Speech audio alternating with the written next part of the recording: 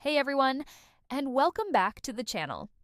Today, we're diving deep into a single powerful verse from the book of Acts that has profound implications for our lives right now. We're looking at Acts chapter 1 verse 9. The King James Version reads, "And when he had spoken these things, while they beheld, he was taken up, and a cloud received him out of their sight." At first glance, this might seem like a simple historical account of Jesus' departure. But let's unpack this together, because it's so much more than just a quiet goodbye. This is a moment of powerful transition. Notice the wording, while they beheld. This wasn't a dream or a vision. The disciples were fully awake, fully aware, watching this incredible event unfold with their own eyes.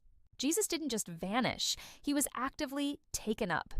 This emphasizes the divine power at work. It's an intentional, glorious act of God. And what about that cloud? It's not just a random weather effect. If you've spent any time reading the Old Testament, you'll know that clouds are a huge deal. They often symbolize the very presence and glory of God, the Shekinah glory. Think about the cloud that led the Israelites through the wilderness, or the cloud that filled the temple when it was dedicated.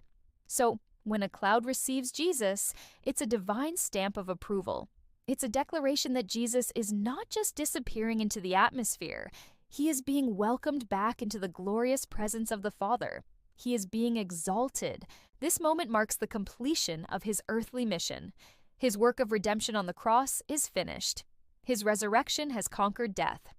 And now, his ascension confirms his ultimate victory and his rightful place at the God's right hand. But here's the crucial part. While his mission on earth was complete, the disciples' mission was just beginning. This wasn't the end of the story. It was the start of a new chapter for the church. So, what does this mean for us, living thousands of years later? How does a verse about Jesus ascending into a cloud have any relevance for our daily grind, our struggles, our anxieties? Well, first and foremost, Acts 1:9 is a powerful reminder that Jesus is not absent. He reigns. In a world that often feels chaotic, unstable, and overwhelming, this single truth is an anchor for our souls. When you turn on the news and see conflict, when you face personal turmoil, when the future feels uncertain, remember this: heaven is not confused, even when earth is. The ascension assures us that Christ is in a position of ultimate authority. He is interceding for us, and he is fully in control of history. Nothing that happens is outside of his sovereign plan. That should bring an incredible sense of peace and stability to our hearts. But there's another side to this coin. The ascension is not just a comfort, it's also a profound challenge to every believer. Imagine being one of those disciples. You've just witnessed the most incredible sight of your life. Your Lord and Master has ascended into heaven. The natural human response would be to just keep staring up into the sky, right? To be paralyzed by awe, maybe even by grief. But that's not what they were called to do. In the very next verses, two angels appear and essentially ask them, "Why do you stand here gazing up into heaven?" That question echoes down to us today. Faith is not passive. It's not about just staring into the sky waiting for the end. The ascension is the event that launches the mission of the church.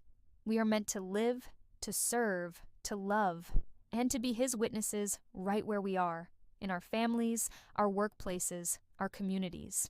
The disciples could have stayed on that mountain, but they were called to go to Jerusalem, to wait for the Holy Spirit, and then to take the message of Jesus to the ends of the earth. So, how do we live this out? We live with a beautiful, powerful tension. We live with our eyes lifted in hope, constantly remembering that our King reigns and he will return.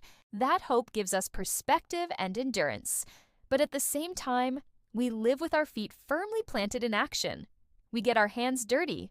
We love our neighbors. We share the good news. We engage with the world, not retreat from it. Christ reigns above, and we, his people, are his hands and feet, carrying his mission below.